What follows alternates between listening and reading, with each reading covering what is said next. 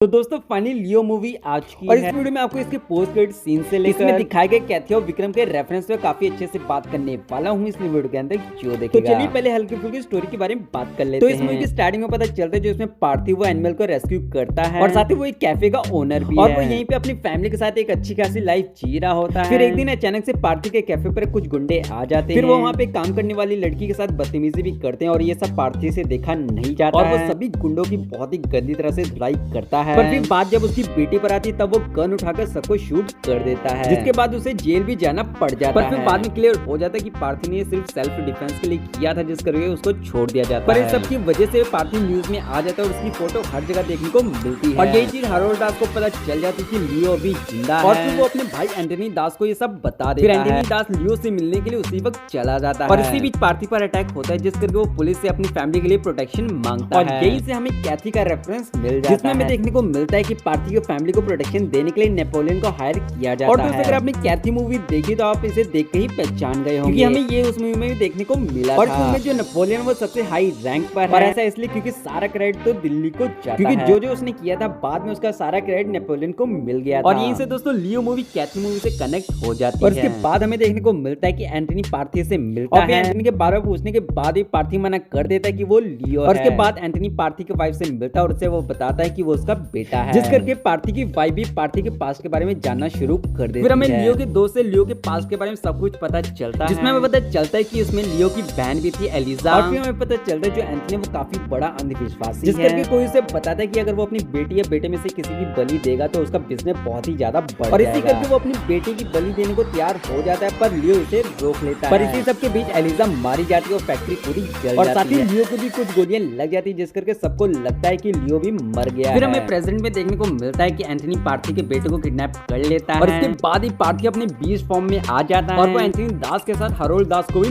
मार देता है और फिर लास्ट में फाइनली वो मान लेता है कि हाँ वही लियो है। और फिर दोस्तों फाइनली हमें पोस्ट क्रेडिट सीन देखने को मिलता है, जिसमें विक्रम लियो को फोन करके कहता है एक धतूरे की फैक्ट्री जलाने से सारी प्रॉब्लम्स खत्म नहीं हो जाएंगी। क्या तुम ऐसा सोच रहे हो पार्थिवन? लास्ट में विक्रम उसका रियल नाम लियो भी लेता है और वैसे यहाँ पे हमें विक्रम तो नहीं दिखाया जाता, पर हाँ उसकी आवाज तो हमें बिल्कुल क्लियर समझ आ जाती है। तो दोस्तों फाइनली कंफर्म हो चुका है कि लियो एलसीयू का ही पार्ट। तो आप इस चीज के लिए कितना ज्यादा एक्साइटेड हो? आपको ये लियो मूवी कैसे लगी कमेंट करके और हम वीडियो को लाइक और प्लीज चैनल पे नए तो चैनल को सब्सक्राइब भी कर दीजिए। ऐसे आगे वीडियो देखने बेल प्रेस करना मत भूलिएगा।